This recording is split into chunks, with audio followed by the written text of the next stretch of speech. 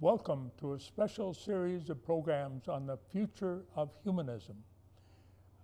I'm Bill Weir, the producer of this video that takes you to the conference on the future of humanism at the First Unitarian Society of Minneapolis in October 2016, where we are celebrating the 100th anniversary of the beginning of congregational humanism, the humanism that was led by Reverend John Dietrich at the First Unitarian Society of Minneapolis for many decades.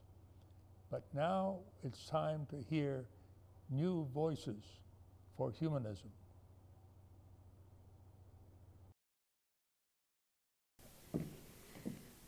Hello, everybody.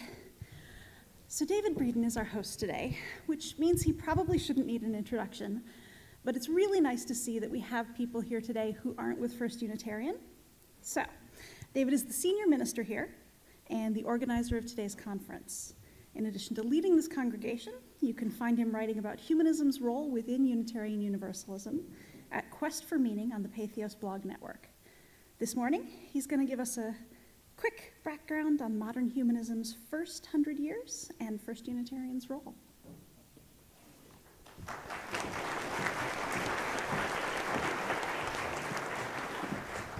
Thanks everyone for coming today. Really glad that you're here.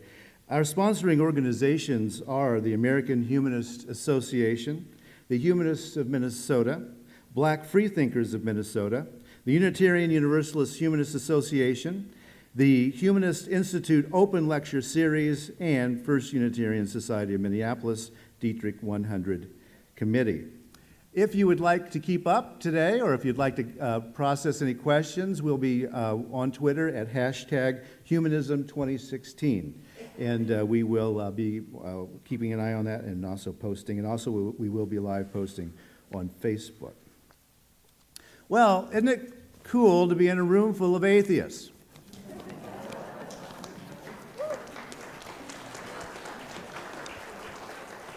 That's one of the reasons this place is still here after 100 years. The people who would eventually found this congregation began meeting under the auspices of a group known as the Liberal League back in the 1870s. The Liberal League was a secularist group of agnostics, atheists, and freethinkers.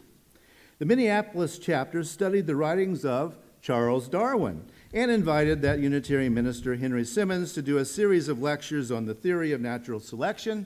Simmons was such a popular speaker that the members of the Liberal League asked him to stay. He said he would if they became a Unitarian congregation. So, from its founding in 1881, First Unitarian Society of Minneapolis has been a gathering of agnostics, atheists, infidels, Darwinists, Marxists, and freethinkers in general. But no one had yet called them humanists. Though the people in the above list were and are a fractious group, we tend to agree on certain core commitments: that all human beings must be treated as ends in themselves, not the means of another's end; that reality is best explored naturalistically; that reason is the most efficient method of exploring ethics; and that the church and the state must always remain separate. When the congregation gathered to vote on calling John Dietrich as their minister at their annual meeting back in August of 1916, Dr. Dietrich had some marks against him. For instance, he was a pacifist, and the American entrance into the First World War was only 6 months away. Some feared that he might even be a capital R Red, and this was the second year of the Bolshevik Revolution in Russia. In addition to pacifism and purported communism, as a minister, Dietrich had been tried for heresy and defrocked. Dietrich was also rumored to be an agnostic at best, and at worst, an atheist. Then there was that other thing. He was calling himself this weird and unknown label, humanist.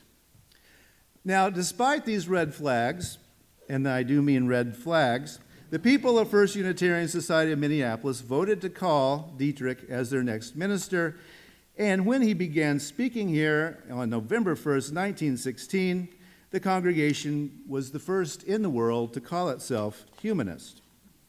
John Dietrich was what the French philosopher Michel Foucault called the founder of a discourse, the founder of a discourse, and that discourse is humanism. Humanism was then and still is what entrepreneur Seth Godin metaphorically calls an FPO, for position only. Mr. Godin says, when creating a layout, designers put low-res, imperfect, non-final images, all marked FPO, for position only. They exist to help the client understand the gestalt of the piece and to give feedback. FPO, for position only. And the people of First Unitarian Society all these years have practiced the discourse called humanism, knowing all the while that that label humanism is always marked FPO. And maybe we can get it a little further in focus today. Who knows? It's a work in progress. As one of Dr. Dietrich's successors, my deepest truth is that humanism is nothing if not extreme.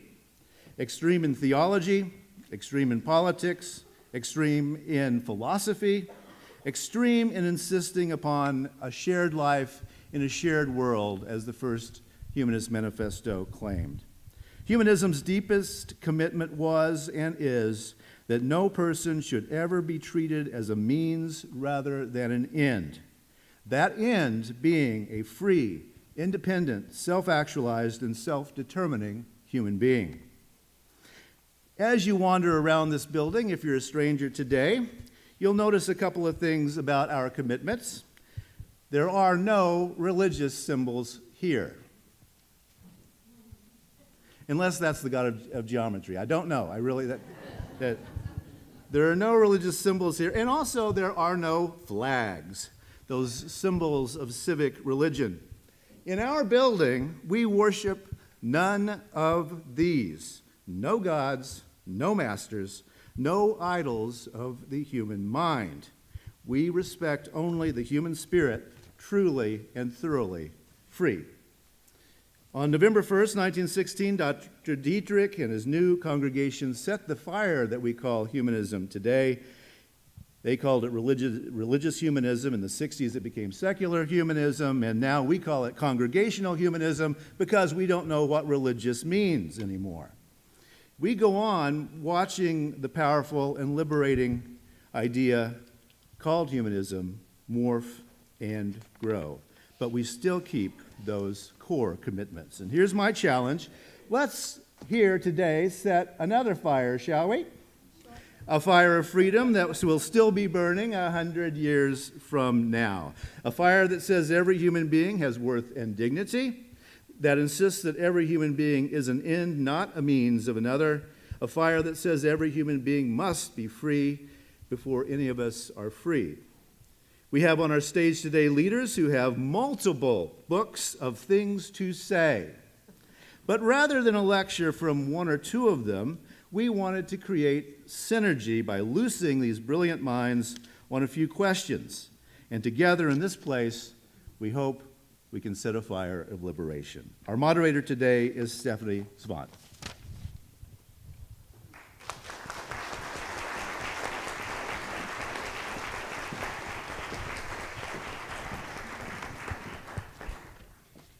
Thank you, David. So you have programs in front of you with all of our illustrious folks in here with pretty solid bios. I want to give just a brief introduction to everybody before we start asking the questions. Anthony Pinn, over here on the end, is a professor of African American religion at Rice University in Houston, Texas. He's a prolific writer on Black theology, including atheist theology. He's worked hard to see both Black religion and Black non-belief appropriately recognized within the U.S. secular movement. William Hart is a professor of religious studies at Macalester College, who studies religious narratives in the broader culture and in Black experience. He's working to understand, currently, narratives of human sacrifice, particularly those kinds of sacrifice we don't usually label as such, as with casualties of war. Chris Steadman is the executive director of the Yale Humanist community and one of the staunchest proponents of interfaith work in the US secular movement. His book, Faithiest, makes the case that interfaith organizations provide opportunities for both action and for helping non-believers become better understood. Sonita Sarker is also at Macalester College. She is a professor of women's, gender, and sexuality studies. She studies colonialism and globalism through that much demonized postmodern lens, examining the ways identities are formed and interact on a broader scale. And last but not least, and with a name like Zuckerman, he's used to going last, Phil here is a professor of sociology at Pitzer College in Claremount, California. He, more than any other individual, probably, I'm guessing here, but I'm pretty solid ground, I think. He's put numbers to who we are as non-believers in the US. He founded their Department of Secular Studies, and he has a particular interest in fostering healthy secular communities and minds. And this is kind of an amazing range of perspectives here. And so what I'm hoping to do with our questions today is get everybody to answer them a little bit, and then hopefully get a chance to bring these fine folks into dialogue with each other. Not because I think their perspectives conflict, but because I think they illuminate each other. So, we'll get started. We've heard a little bit from David about what humanism has accomplished in 100 years. And of course, there's always more to tell there, but improvement requires asking the hard questions. In those 100 years, where has humanism fallen short? And Tony, I'm going to start with you because I know you always have a ready answer to that question. One of my favorite sermons by John Dietrich is something along these lines. If the world turned humanist, and in that there's a line that I really love. He says that what this would involve is folks would then act as if there was no heaven, and one chance of happiness, they would go after this one chance of happiness, recognizing that it takes place within the context of the heart beating, right? And I kind of tie that to Frederick Douglass and his notion that he really only understood the value of prayer when he prayed with his legs. And in holding those in tension, it seems to me there are ways in which both of those figures, and I would label them both humanists, understood that humanist activity and humanist values at their best have felt consequences. And it seems to me where humanism has fallen short is that it has avoided a certain type of risk, and that risk involves moving beyond the easy conversation concerning separation of church and state and science to a much more difficult conversation concerning issues of race, gender, class, for example, sexuality, right? Much more charged conversations. We've remained fairly safe, self-assured. We pat ourselves on the back, but we don't really wrestle with these fundamental questions that are heartfelt and in need of real attention. How about you, William? Bill, you got something to add to that? Or does everybody just want to nod at what Tony said and we're done with the question? I think we just want you to speak for all of us. I'll speak for myself. I want you to speak for me. I guess. Just keep talking, we'll get there. I mean, I guess I would just sort of supplement what Anthony said by saying that I think that one of the failures of humanism is that it remains an elite formation. And I'm a little bit ambivalent about that, and I'll say why. But I think it remains an elite formation. It's very, very difficult for people who don't have a certain kind of education, oftentimes some kind of college education, I think, to even consider humanism as a commitment and identity.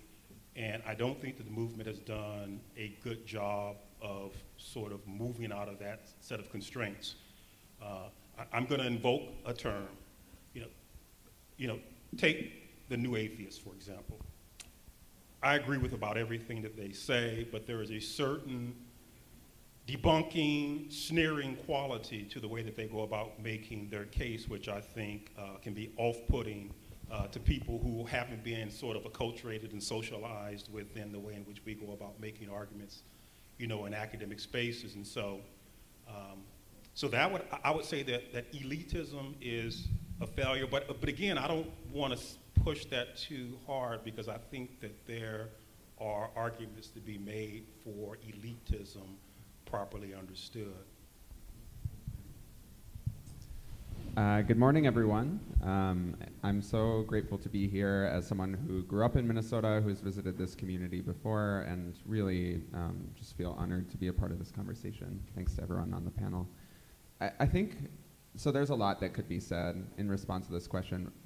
A couple of things come to mind for me. I think the first is that humanism as a movement has been more isolated and less collaborative than I think it could be.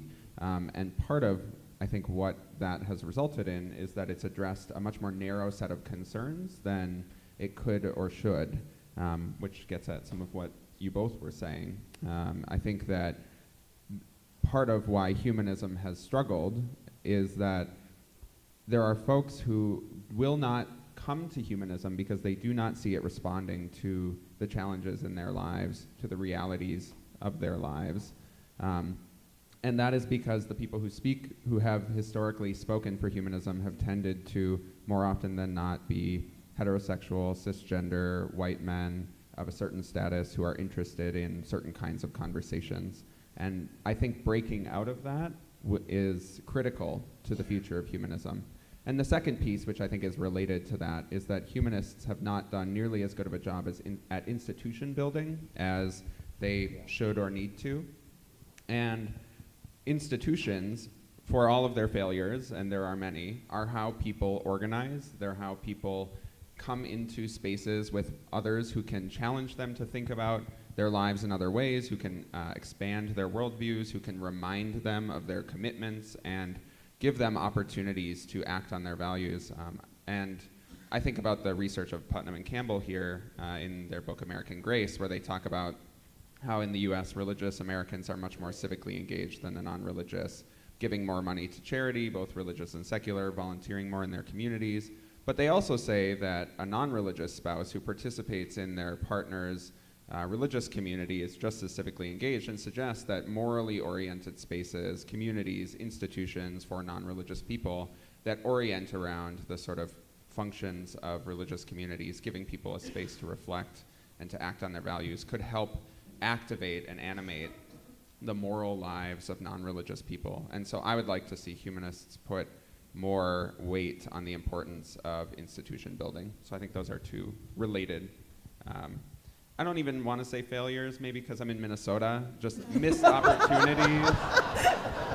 There are opportunities for humanism moving forward. I know, as soon as I come back, it's like right back on. I need to go back to the East Coast and get a little colder. Sonita? Good morning, everybody. Louder, please. That's nice.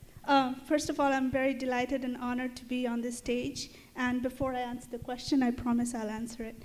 I want to make a couple of dedications. One is to the people who've worked, who are invisible to many of us, on whose shoulders I stand. So I want to recognize that I'm here because of other people.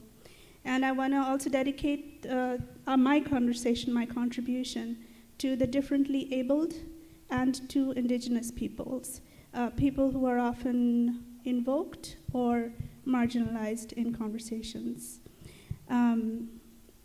Moving towards answering the question, have you looked at the 7 principles of UU and the 6 principles of the Humanist Manifesto? It's doing a lot of good work, right? So my work here is done. There's nothing that humanism hasn't done in the last 100 years. But I'm often, part of my profession is critique and analysis. But with critique and analysis also comes, well, what are your contributions to it? So rather than pinpoint many of the things that I agree with that people have said here already, I'll offer a few words and hope to amplify on them later. Where I think humanism could go is picking up on what people have already said. One is humanisms in the plural, rather than humanism as a monolithic entity. That's what I would like to approach. Within that plurality, I'd like to talk about material humanism, and I will try to elaborate on them as appropriate. Material humanism picking up on the materiality of our lives and that we live in differently positioned relationships with each other. Inequality is a very big part of it. We live in a world that in which people are living in precarious conditions, living in violent conditions, and living under neoliberal capitalism. And so within that, a lot of good work is still being done. So that's what I mean by material humanisms. Another way to look at it is intersectional humanisms, that we are simultaneously racialized, class, gendered, sexualized, and claim religion, nationality, and ability. So to look at intersectional humanism. How many of you have heard of the slow food movement? Great. Slow humanism? Could that? And I'll talk about that a little later. And the last thing I have to offer is flexible humanism. So, and what does flexibility mean? What does spiritual, emotional, intellectual agility mean for humanisms in order to bring about the kinds of closer look at conditions we all experience together? So that's for the moment. Thank you, Phil Zuckerman. Thanks for having me. Great to be in Minnesota for the second time in 1 month. My daughter just started at Macalester, so I came the first time 2 weeks ago for Parents' Weekend, and now I'm back. So beautiful. I want to respond to something that Anthony started us off with, and I was going to sing a song, but I thought that would be a little weird. So does anybody know this song? Please. I'm going to say the first line. There's a land that I see. Thank you. And okay, we got it. It's called Free to Be You and Me, Marlo Thomas. I don't know if you were familiar with it. Music, TV show, book. We had it in our house all the time. We played the record all the time. I'm going to come back to that. So if I hear what Dr. Pinn is saying about one of the ways we've fallen short, and others have echoed this, is not only this kind of elitism, this kind of highly intellectualized, college-educated, patting ourselves in the back, reading deep thinkers and talking philosophically, but also not addressing the harder things we face, the real deeper fissures, the more heated topics of race and class and gender and sexuality. And I think that's all correct. But my question then is, what is a humanist? Is a humanist someone who lives and abides by the principles David just articulated earlier, or that can be read, a naturalistic worldview, treating people the way we would like to be treated, not as means, but as ends in and of themselves, using reason and empathy, all these things. If that's what or is a humanist someone who labels themselves a humanist? Because I know a shitload of humanists. They just don't call themselves humanists, but they are living in a humanistic way. So if I think of Marlo Thomas, who was the creative force behind Free to Be You and Me, she tried to engage particularly gender inequality, but also, to a lesser degree, race and class as well. But she didn't call herself a humanist, and if you read Free to Be You and Me, there's nothing that doesn't say humanism anywhere. But it is humanism. If I think about Du Bois, W.E.B. Du Bois, I think everything I could get my hands on. I don't think he ever called himself a humanist, but he certainly was in orientation and in activism. If I think about Nehru in India, who fought against colonialism, did he ever call himself a humanist?